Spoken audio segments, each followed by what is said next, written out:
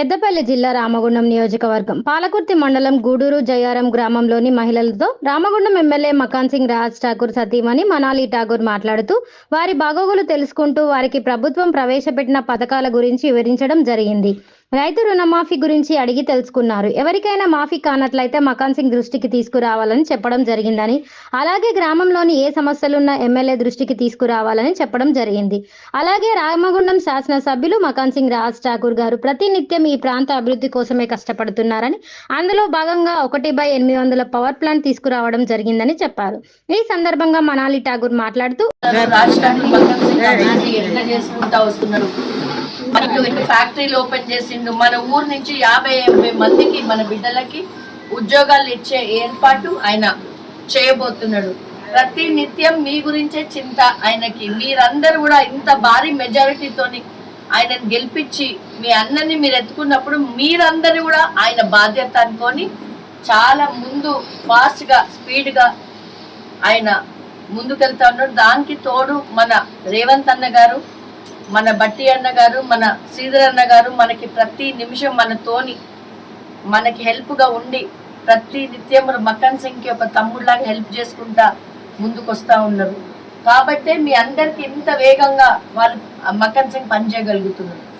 ఈరోజు కొంతమందికి రైతు రుణమాఫీ పడలేదు, దానికి మీరు చింతించకండి. ఎందుకంటే ఆల్రెడీ 32,000 కోట్లు మన సీఎం గారు ముందు విడతల్లోనే ఎందుకు చేసిండు, మన కష్టాలు పోవాలా, కొద్దిగా మనకి టెన్షన్ రిలీఫ్ కావాలని అన్న ముందు ఇది ఏర్పాటు చేసింది. కానీ మన బ్యాంక్ అది ఇండియన్ బ్యాంక్ అనే బ్యాంక్ లో స్టేట్ వైజ్ ప్రాబ్లం వచ్చింది. కాబట్టి ఇది ఇవాళ వస్తుందా, రేపు రాదా, మా ఇంట్లోకి వచ్చింది, మా పక్కన వాళ్ళకి వచ్చిందని దిగులు చెందకండి. అందుకే వచ్చిన ఇవన్నీ చెప్పడానికే వచ్చిన. మీకు ప్రతి ఒక్కరికి వచ్చే బాధ్యత మాది. ఇది ఆల్రెడీ అక్కడ సీఎం గారి దృష్టిలో కూడా పడ్డది. ఎవరెవరికైతే రాలేదో ఫాలోయింగ్ అప్ అవుతుంది. బ్యాంక్ మేనేజర్లతో కూడా మాట్లాడడం జరిగింది. వాళ్ళు కూడా అదే పని మీద ఉన్నారు. ఈ రోజు మకాన్ సింగ్ గారు కూడా మొత్తము మీ అన్న రాజ్ ఠాకూర్ కూడా వెళ్ళి ముందు ఇదే పనిలో ఉన్నారు. తప్పకుండా చేసి తీరుతాడు. నేను రీసెంట్గా అక్కడ కూడా జాబులే, అక్కడ కూడా మన బిడ్డలు కొలువులకి ఎక్కుతారు. అది కూడా తెరిపించిండు.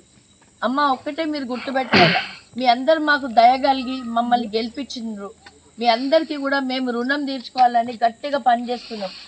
మీరు ఎప్పుడన్నా ఎవరన్నా ఇంత రాత్రిలో వచ్చి మిమ్మల్ని కలిసి మీ మంచి చెడ్డలు చూసుకోవాలి ఇప్పుడు దాకా ఎవరు లేరని నేను అనుకుంటున్నా. మరి మీరే చెప్పాలి మీ నోర్లతో. మకాన్ సింగ్ ఉట్టి మీ పిల్లలు, మీ కుటుంబం, మన ఊరు బాగుపడాలి. ఎందుకంటే ఈ ఊర్లో పుట్టిండు కాబట్టి ఆయనకు ఊరు అభివృద్ధి తప్ప వేరే ఏ ధ్యాస మైండ్లో లేదు. టీవీలలో చూస్తున్నారు. ఆగే పెద్దమ్మ,